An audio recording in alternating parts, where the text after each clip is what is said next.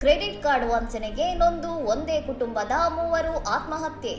ಸೂರತ್ನಲ್ಲಿ ವಾಸವಿದ್ದ ಬಲ್ಮುಕುಂದ್ ಕೇತನ್, ಪತ್ನಿ ಪ್ರಿಯಾಂಕಾ ಹಾಗೂ ಪುತ್ರಿ ಭವ್ಯ ಸಾಲದ ಕಿರುಕುಳಕ್ಕೆ ಬೇಸತ್ತು ವಿಷ ಸೇವಿಸಿ ಸಾವನ್ನಪ್ಪಿದ್ದಾರೆ. ಮೃತರು ಬರೆದಿಟ್ಟಿರುವ 3 ಪುಟಗಳ ಡೆತ್ ನೋಟ್ನಲ್ಲಿ ವೈಭವ್ ರುಂಗ್ತಾ ಎಂಬಾತ ಕ್ರೆಡಿಟ್ ಕಾರ್ಡ್ ದುರುಪಯೋಗಪಡಿಸಿಕೊಂಡು ವಂಚಿಸಿರುವ ಬಗ್ಗೆ ಸ್ಫೋಟಕ ಮಾಹಿತಿ ಬಯಲಾಗಿದೆ.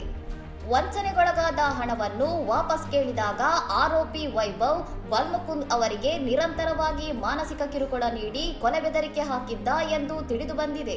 ದಂಪತಿಗಳು ಮೊದಲು 2 ಮಕ್ಕಳಿಗೆ ವಿಷ ಆಹಾರ ನೀಡಿ ನಂತರ ತಾವು ಸೇವಿಸಿದ್ದಾರೆ. ಸದ್ಯ 7 ವರ್ಷದ ಕಿರಿಯ ಪುತ್ರಿ ಪೃಥ್ವಿ ಮಾತ್ರ ಬದುಕುಳಿದಿದ್ದು ಆಸ್ಪತ್ರೆಯಲ್ಲಿ ಚಿಕಿತ್ಸೆ ಪಡೆಯುತ್ತಿದ್ದಾಳೆ. ಘಟನೆ ಬಳಿಕ ತಲೆಮರೆಸಿಕೊಂಡಿದ್ದ ಆರೋಪಿ ವೈಭವ್ನನ್ನು ಪೊಲೀಸರು ದೆಹಲಿಯಲ್ಲಿ ಬಂಧಿಸಿದ್ದು ಆರ್ಥಿಕ ವಂಚನೆ ಮತ್ತು ಆತ್ಮಹತ್ಯೆಗೆ ಪ್ರಚೋದನೆ ನೀಡಿದ ಆರೋಪದಡಿ ತನಿಖೆ ನಡೆಸುತ್ತಿದ್ದಾರೆ. ಇನ್ನಷ್ಟು ಸುದ್ದಿಗಳಿಗಾಗಿ ನೋಡ್ತಾ ಇರಿ ಸೌರಂ ಟಿವಿ.